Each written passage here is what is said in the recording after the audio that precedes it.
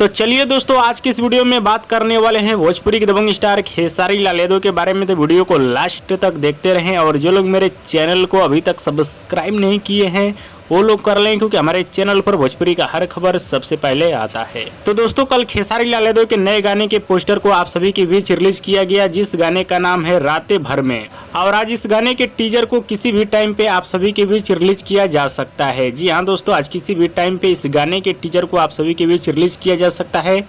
Teaser के माध्यम से गाने का रिलीज डेट टाइम आप सभी को बता दिया जाएगा। और वीडियो गाने में नजर आएंगे खेसारी लाल यादव और नीलम गिरी। कमाल का वीडियो होने वाला है और गाना भी तगड़ा होने वाला है, क्योंकि गाने को लिखे हैं कृष्णा बेदर्दी, गाने में संगीत दिए हैं आर्या शर्मा, गाने को गाए हैं खेसारी लाल यादव और शिल्पी राज ने।